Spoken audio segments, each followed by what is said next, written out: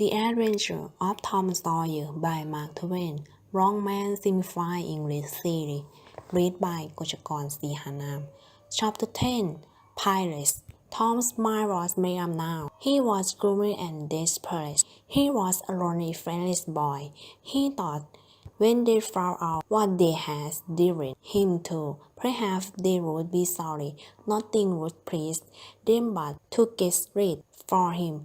Let it be so, and let him blame him for the result. Yes, they had fought him to it at last. He would read a rise of crime. There was no choice. By this time he was far away from school, and the bell for lessons came finally to his ear. The tear came into his eye as he thought that he would never hear that old family sounds again. Just at this point he met his best friend, Joe, perhaps, who had definitely a great and mournful purpose in his heart. Tom, wiping his eye with his sleeve, began to mourn. Something about his determination to escape from lack of sympathy at home by wandering into the great world, never to return. He ate by hoping that Joe would not forget him, but it appeared that Joe has also made up his mind to run away from home. He has been searching for Tom to give him his important piece of information. His mother has suffered him of bringing some cream which he has not tasted and which he knew nothing about. It was plain that she was tied to him and wished him to go. As the two boys walked sorrowing alone, they swore to stand by each other and to be brothers still. They relieved them of their trouble. Then they agreed to wear their plans. Joe wanted to be a holy man and live on rid of red in a cave and die as last of cruel grief. But after listening to Tom, he agreed that there were some outstanding advantages about the rise of crime, and so he consented to be a pilot. They might Petersburg as a point where the Mississippi River was about a mile wide. There was a long, moral wood island with a shallow stone bar at the head of it. This island would be a suitable meeting place. It was not inhabited and lay far over toward the farther bank, flanking a thick forest. So Jackson's Island was chosen. Then they searched for Becky Griffin, and he joined them. The reasons for presence were the same to him. They arranged to meet at Rory Spot, one the rivalry, back to my move. The wizard at their favorite hour, midnight. There was a small rock reef they read. They intended to capture its wood bearing hoods and fitting right and such fruit as he could steal in the dark and mystery way of a two pirates. During the afternoon they heard everyone that soon the town would hear something striking, and who got this fact knew were one to keep it centered and wait. About midnight Tom arrived with some mist and a few tideful and stopped in the creek, but on a slip spot overlooking the meeting space. He gave a low whispered, it was answer from the floor of the slope. Tom realized twice more each frightened way. Answer in the same way. Who got there? Said a fire boy. Tom Sawyer, the beggar, avenger of the Spanish Sea. Give me your name. Asked Flynn, the raised hand, and Joe Harper, the thriller of oceans. Tom has provided title from his favorite literature. Give the pressbook. Two rivers deliver the same awful words at the same time to the breathless night. Then Tom rolled his brain down the slope that left himself down around the brown screen and closed in the effort. There was an easy, comfortable pace along the bank, at the foot of the slope, but Tom knew that a real pilot preferred difficulty and danger to ease and comfort. The thrill of oceans has brought a big bang full of rope, and he tied himself out crying each day. Finder's hand had stolen a frying pan and a quantity of tobacco.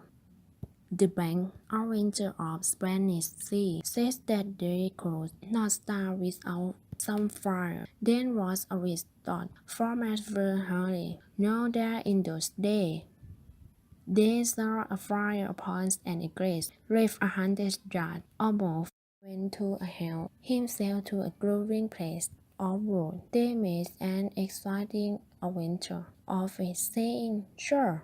Every now and then, suddenly stopping with fire on lips, moving with hand on imaginary knife, and giving order in fierce whisper. They knew that the liftmen were all down at the village, but that did not matter. They had a drill the prior in the right, pirated way. They pushed off. Presently, Tom is coming, hugged at the after and Joe at the water. Forward, Tom, with a gloomy face and horny arm on the in a row, sprang whisper, "Bring her to the wind." I, sir. Steady, it, sir. What else is she crying? Mainsail, sir. Send the topsail up, briefly. Now, sir. As the boy steadily and uneventfully dove the left towards my river. It was no doubt understood that these orders were given only for Sarai and were not intended to mean anything in particular. Hardly a word was signed during the next 3/4 of hour.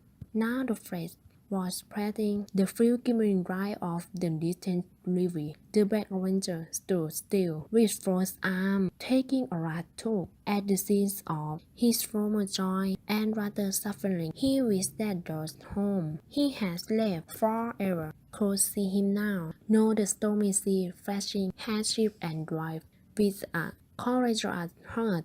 The other pilots were taking a last look, too. They looked so raw, really forward past the iron, but they discovered the danger in time, and at about 2 o'clock in the morning, the leaf struck on the sand bar.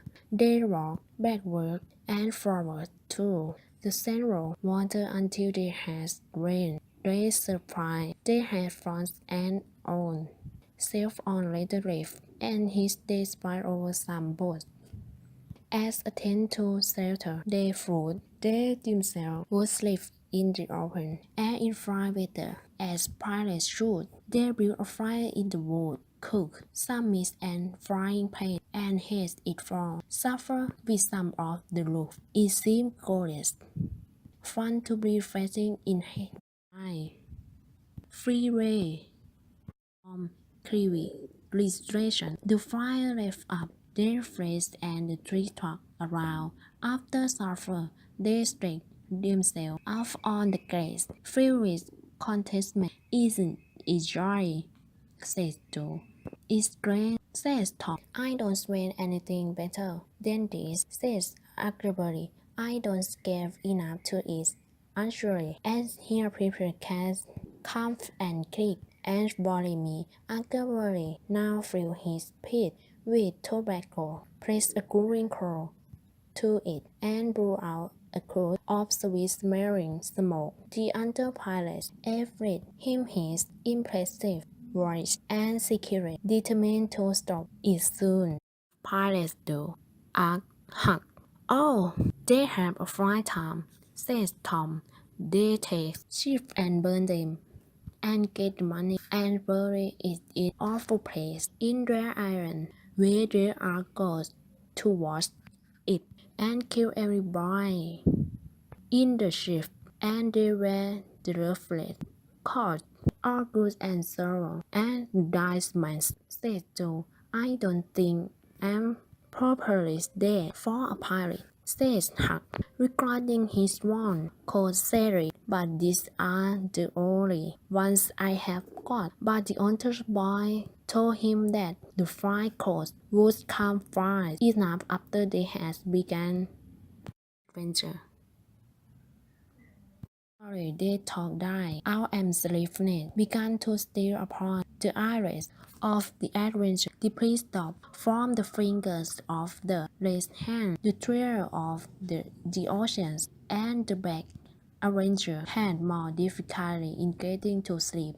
They said their purpose silently and write down, since there was nobody there with authority to make them kneel and say them aloud as they were about to fall asleep.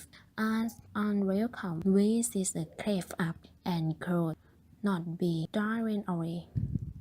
It was consent. They began to feel afraid, fear that it was wrong to run away from home. Next they thought he the ocean, mist and bread. They tried to argue it away by reminding Kotchakorn that they had taken sweet and cake and apple without permission dozens of times, that Kotchakorn would not accept such a thin agreement. In the end, they were forced to admit that running out with cake was only taking wine. Running out with meat and loaf of bread was pain. Several theories, and there was a comment against that in the Bible. So in their heart, they rejoiced that as long as they were pilots, they would have nothing to do with the crime of stealing. Kotchakorn was satisfied, and these all pilots free, faithfully asleep.